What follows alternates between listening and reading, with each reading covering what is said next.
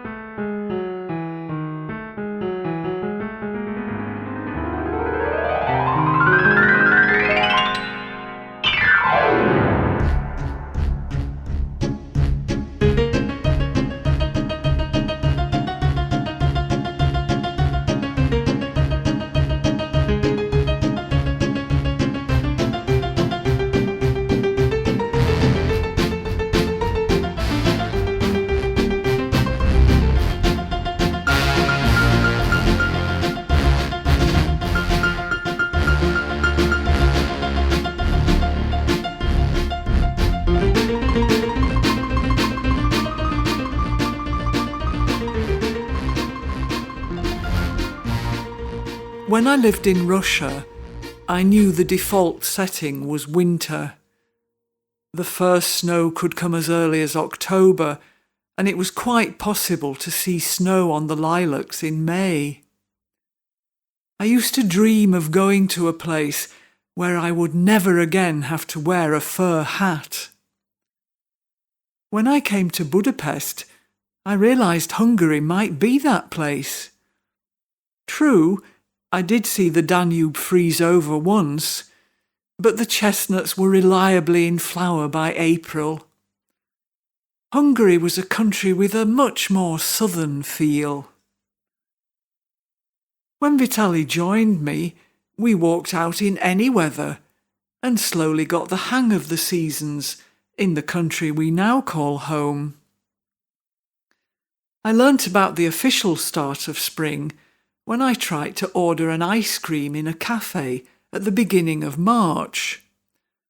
Sorry, said the waiter, we don't start serving ice cream until the 15th of March, but you can have a cake.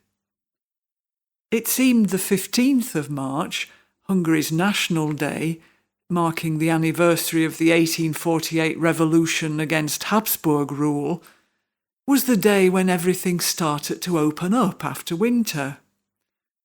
It was the time when we swept and mopped our balconies for the start of the balcony season.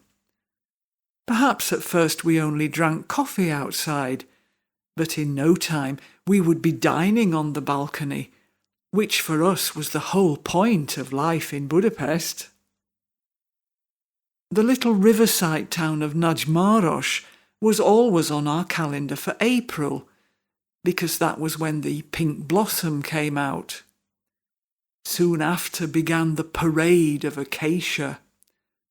First we sniffed the pink and white acacia, then what we called the lemon acacia with its heady scent, then the yellow acacia, and finally another kind of white acacia, sweet and subtle. And that brought us up to midsummer. One June we decided to celebrate the longest day with a special outing. We could have gone to Gödöllői, but instead we went to Gerd, the nearest we could get to God. From here we took a little ferry boat across the river to Szentendre Island. We walked through the fields, picking lavender and the yellow medicinal flower we knew in Russian as Zveroboi, or St. John's wort. Suddenly the sky opened. We happened to be right outside a cafe when the torrential downpour started, so we were able to dash inside. The rain stopped as quickly as it had started. After that we found a deserted beach where Vitaly danced like a loon. After midsummer, we learnt that the Hungarian summer only got hotter and hotter. For a number of years we sought relief at Lake Balaton, but since we didn't have a car, We could only reach the places accessible by train, which tended to be overcrowded. We realised that at this time of year it was better to go to England, where 20 degrees Celsius counted as a heat wave, and you could be sure of rain pretty much every day. But we were always back in Budapest by September, in time to pick walnuts in the Buda Hills. Come October and the city flower shops filled with pumpkins and chrysanthemums, something I came to associate as much with the anniversary of the 1956 uprising as with the American holiday of Halloween. And still the autumn went on, golden and warm. One year we experienced quite clearly the very last day of autumn. It was mid-November, and we went out to Pilisvörösvár to walk in the hills. I was a bit nervous in case we came across wild boar, but we had a great hike and a picnic. Lying in the dry grass, we looked up to see the triangular formations of storks migrating to Africa. On the way back to the station, we gave our last apple to a horse. And the very next day, winter struck.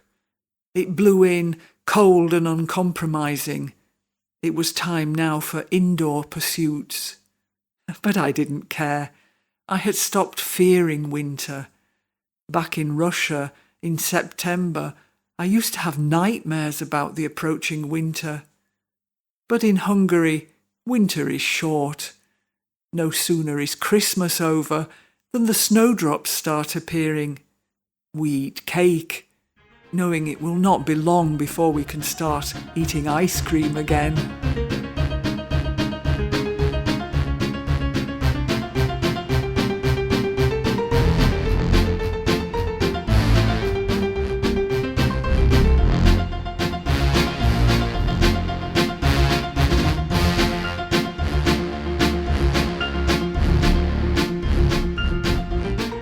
This train terminates here. Goodbye.